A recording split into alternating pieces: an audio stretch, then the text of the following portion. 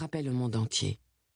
En 2010, la crise s'amplifiait avec la crise de la dette de la zone euro. En 2018, cette page est tournée. Tous les principaux pays du monde ont renoué avec la croissance.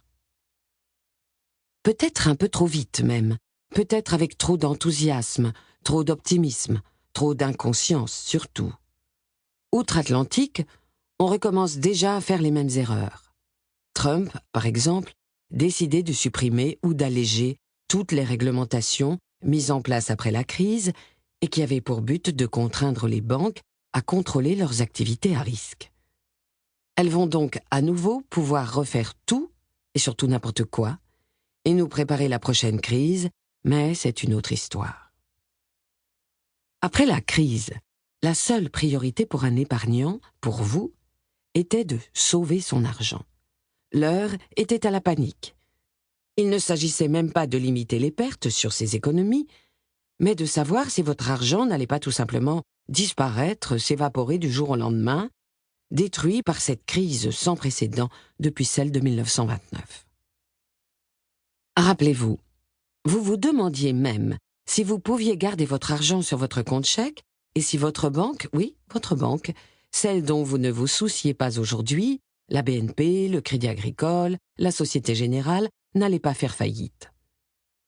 Certains d'entre vous m'interrogeaient pour savoir s'il valait mieux disperser son argent dans plusieurs banques pour profiter de la garantie du fonds de secours des banques à hauteur de 70 000 €, 100 000 € aujourd'hui. À présent, qui parle de la faillite de la BNP ou de la Société Générale? Qui se précipite à la poste pour transférer son argent en se disant que le gouvernement ne laissera jamais tomber ce service public? En 10 ans, tout a changé. Le monde était au bord du gouffre. Le système financier était au bord de l'explosion. Les banques étaient en état de quasi-faillite. Les banques ont été sauvées, le système financier a été sauvé, le monde a été sauvé. Grâce aux États et à l'argent public, grâce à l'argent des contribuables, grâce à votre argent. Et grâce aux banques centrales. Elles ont fait whatever it takes, tout leur possible pour sauver leurs économies et le système financier.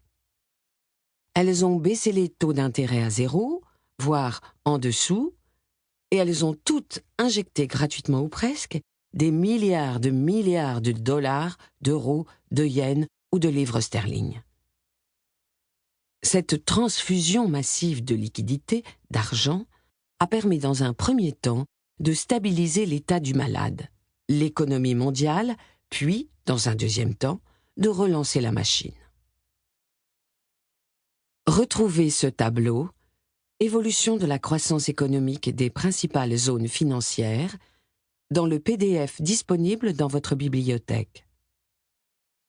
Retrouvez ce schéma, cours de la BNP de 2005 à 2017, cours de la Société Générale de 2005 à 2017, cours du Crédit Agricole de 2005 à 2017, dans le PDF disponible dans votre bibliothèque. En 2018, la crise de la zone euro est officiellement terminée. Flashback, la crise de la zone euro en 10 dates. Grèce, 5 novembre 2009. Le nouveau gouvernement de Georges Papandréou découvre des comptes publics maquillés et annonce un déficit de 12,7%. Il lance des mesures de rigueur. Grèce, 2 mai 2010.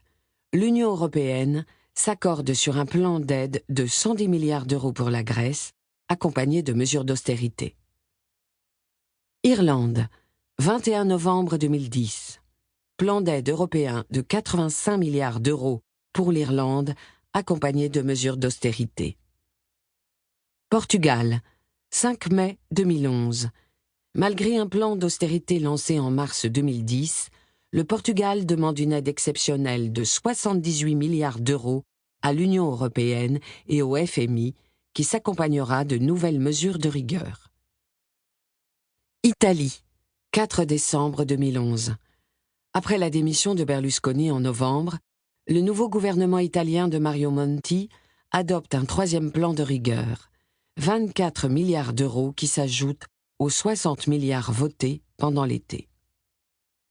Grèce, 21 février 2012. Nouveau plan de sauvetage pour la Grèce à hauteur de 237 milliards d'euros et effacement de la moitié de la dette détenue par les créanciers privés, 107 milliards. Espagne, 9 juin 2012. Plan d'aide européen à hauteur de 100 milliards d'euros pour l'Espagne. Nouvelle mesure d'austérité après celle lancée en 2010. Chypre, 6 septembre 2012.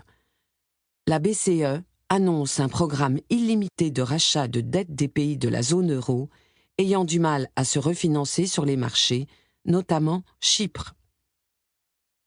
Union européenne, 15 mars 2013. L'Eurogroupe et le FMI s'accordent sur un plan d'aide de 10 milliards d'euros pour la Grèce en contrepartie de mesures d'austérité. Grèce, 14 août 2015.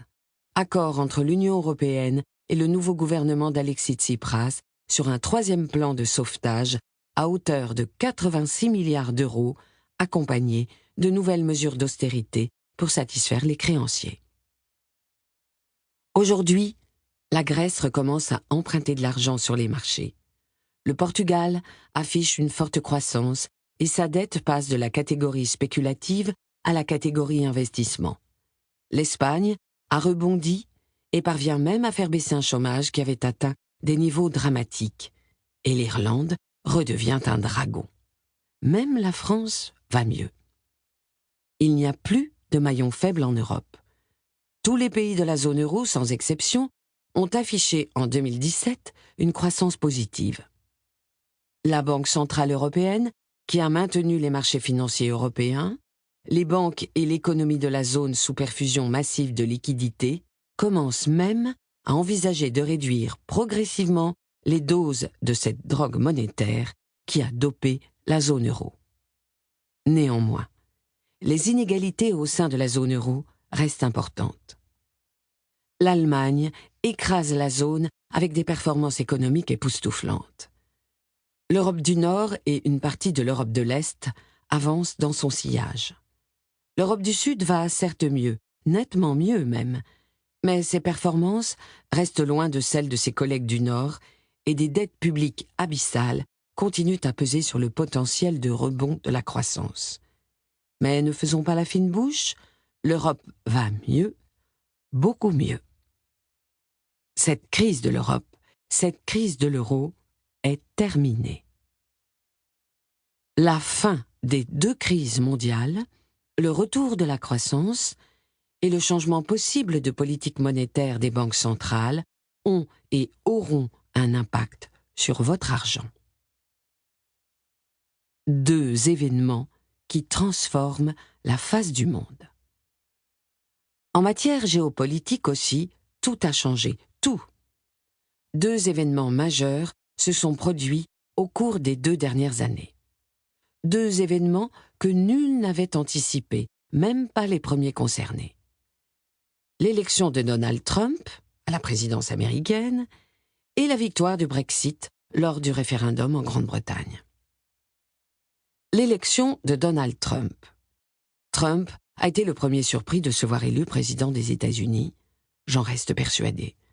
Son impréparation et l'amateurisme de sa première année de mandat le prouvent. Il ne cherchait pas à gagner, mais seulement à valoriser la marque Trump, son obsession permanente. Probablement pour mettre la main sur un média et devenir dans ce domaine la référence conservatrice. Seulement voilà, il a gagné. Et malgré les rumeurs récurrentes d'impeachment, de destitution, il restera en place jusqu'en janvier 2021. Il doit se faire à cette idée, et le reste du monde également. Pas simple, tant il est imprévisible. Après avoir attaqué la Chine pendant sa campagne, il est prêt aujourd'hui à tous les compromis. Après avoir fustigé Wall Street et les banquiers qui ont pillé l'Amérique, il s'est entouré des banquiers de Goldman Sachs. La bonne nouvelle et la surprise ont été de découvrir à quel point la Constitution américaine limite de facto le pouvoir du président. Pour continuer à écouter ce livre audio gratuitement, cliquez sur le lien dans la description et vous pourrez l'écouter en entier sans frais grâce à l'essai de 30 jours d'Audible.